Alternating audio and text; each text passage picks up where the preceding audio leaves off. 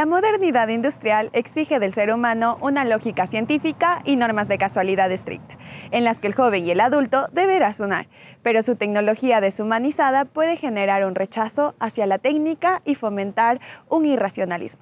La contracultura abraza la irracionalidad, viendo en la especialización cultural y laboral un proceso de alineación y busca una confusión fecundante que recupere la totalidad humana.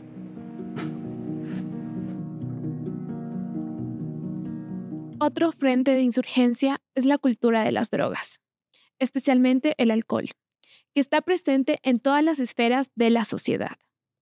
Mientras la sociedad industrial combate las drogas que expanden la conciencia, algunos sectores de la contracultura las ven como un medio para alcanzar una visión más profunda y subvertir el sistema. La exaltación química, aunque inicialmente contracultural, ha sido absorbida por el sistema y ahora forma parte de la cultura del consumo masivo, donde las drogas ilegales se integran a las esferas, convirtiéndose en una transgresión socialmente tolerada, similar al consumo del alcohol en tiempos de prohibición. La contracultura, surgida como un grito de rebeldía, desafió el sistema establecido en búsqueda de libertad, creatividad y justicia social. Pero, ¿cómo es que estas manifestaciones terminaron sirviendo al mismo sistema que pretendían derribar? Luis Brito García analiza esta paradoja en El imperio contracultural. La crisis espiritual de las sociedades modernas dio pie al auge de cultos contraculturales. Prometían respuestas a quienes buscaban un sentido en un mundo vacío, pero a menudo replicaron las mismas estructuras autoritarias que decían compartir. Los Hare Krishnas ofrecían una vida de mendicidad y adoración védica. Los niños de Dios empleaban lavado de cerebro para fidelizar adeptos. El templo del pueblo, liderado por Jim Jones, culminó en un suicidio masivo que dejó más de 900 muertos. Estas organizaciones usaban técnicas de aislamiento, cambio de identidad y manipulación psicológica para adoctrinar a sus miembros. A menudo terminaban replicando los modelos financieros y consumistas de la sociedad capitalista, como venta de objetos y explotación laboral. En un intento por legitimar ideas mágicas y religiosas, las modas culturales buscaron mezclarse con la ciencia moderna, apelando al público que deseaba una conexión espiritual con un aire de racionalidad. Teilhard de Chardin intentó reconciliar la evolución darwiniana con el creacionismo. Movimientos como la astrología y el tarot adoptaron un lenguaje científico para sostener sus prácticas. Revistas como Planet, dirigidas por Lois Powells y Jacques Vergier, popularizaron un pensamiento mágico que intentaba parecer racional.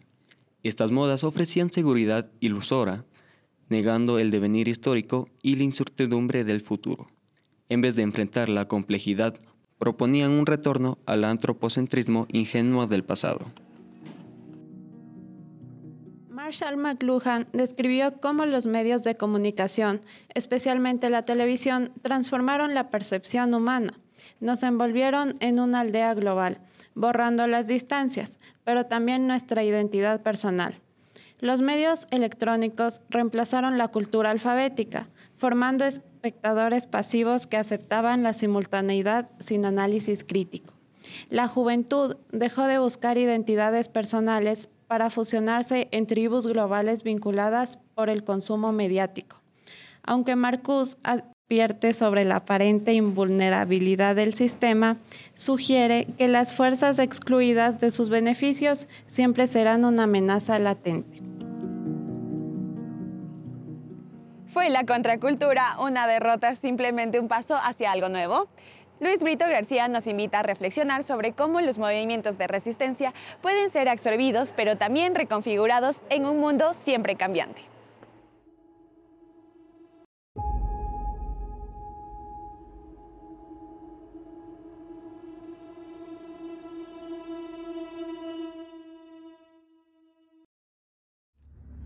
Ahora exploraremos la contracultura como un movimiento de resistencia a los valores tradicionales de las sociedades industrializadas durante las décadas de 1960 y 1970.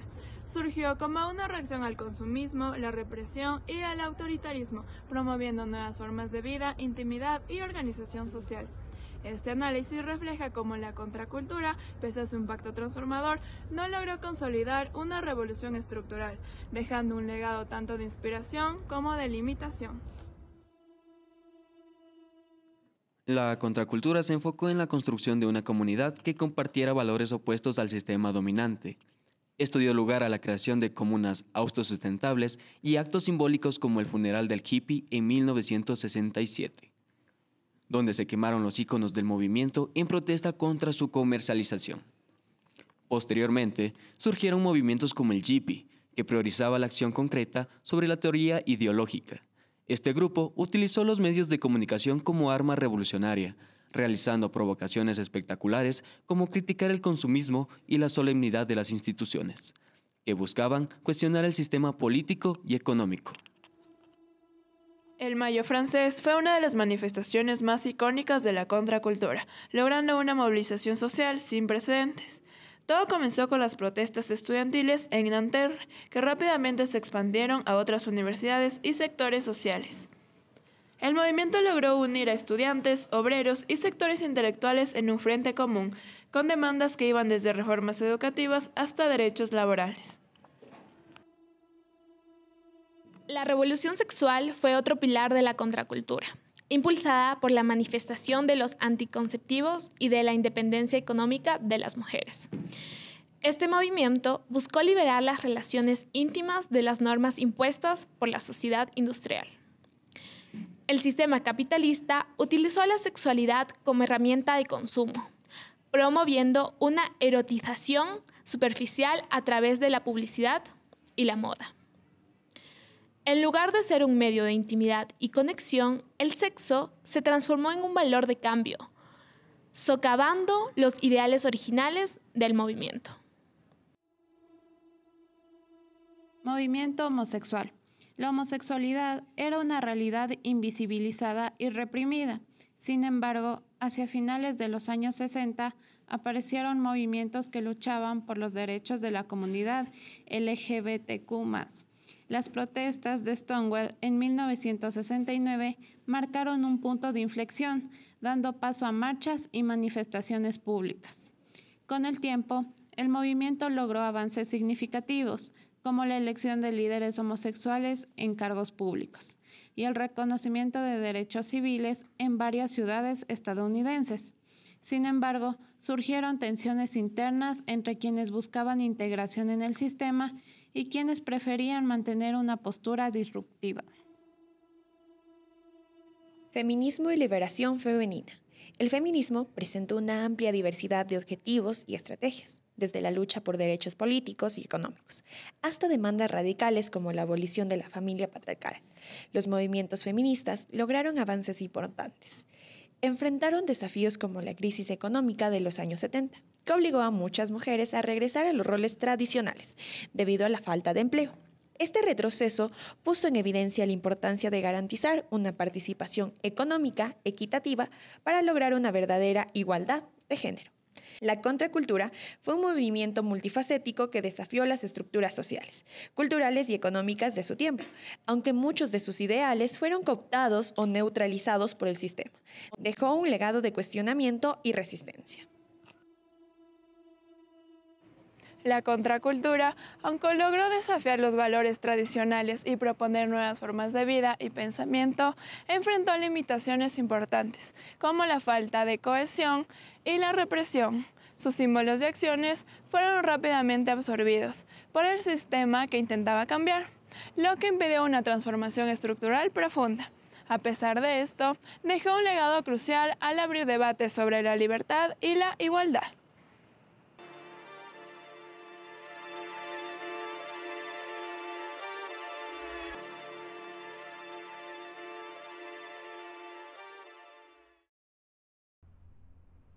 Naciones enteras compran el mismo cereal para el desayuno. Escuchan idénticos comerciales. Se dirigen al trabajo en automóviles de la misma marca. Leen noticias de tiradas masivas. Y viven en apartamentos fabricados prácticamente a troquel. Al final, se produce un modo de ser que se opone a la diferencia de manera maniática y agresiva.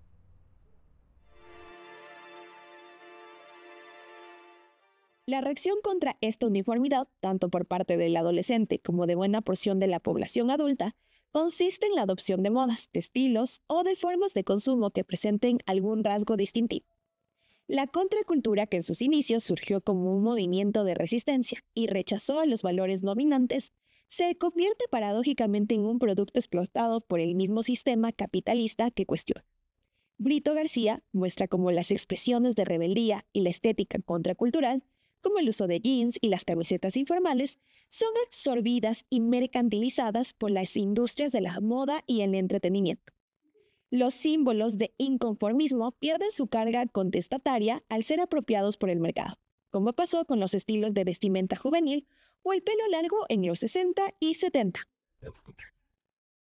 Una sociedad industrial que valora la producción en masa, la individualidad se convierte en una ilusión, lo que lleva a los jóvenes a buscar identidades alternativas en la contracultura, pues la estandarización de productos y estilos de vida crea una identidad colectiva que aliena a los individuos.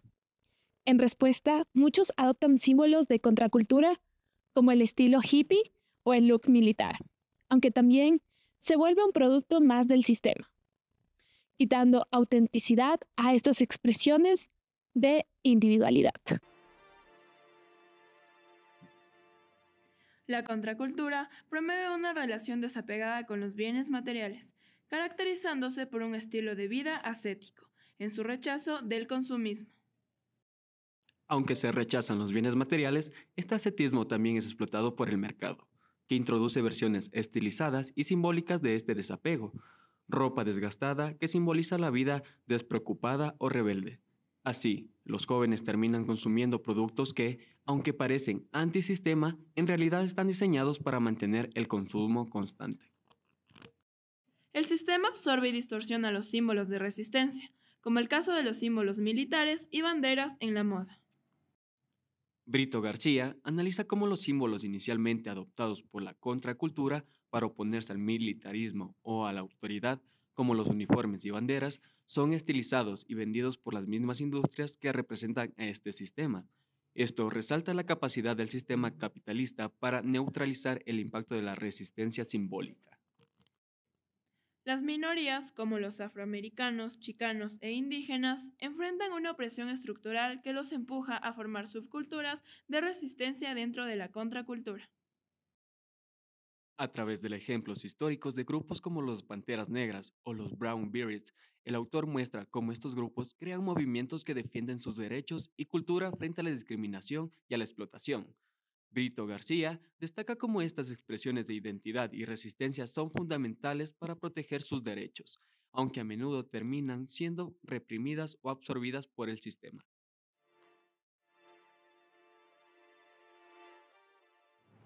Es clave resaltar el argumento central de Brito García, la habilidad del sistema para convertir incluso la resistencia en un producto, manteniendo su control sobre la sociedad. Yo escribí un libro sobre las contraculturas que se llama El imperio contracultural, del rock a la posmodernidad, y señalé ahí que Estados Unidos es un conjunto de clases, de culturas, etcétera, no tan bien integradas como parecería, en una especie de pugna cultural continua con ella. Y entonces, bueno, hay esos intentos disociativos o intentos de desintegración. En ese sentido, siempre Estados Unidos, nosotros hemos hecho la comparación, Estados Unidos es fuerte porque se unieron, mientras que América Latina y el Caribe prefirió disociarse en una cantidad de pequeños estados, y entonces en gran parte por eso es débil. Bueno, pues podría ser que a Estados Unidos le esté tocando ya la hora de enfrentar tendencias centrífugas.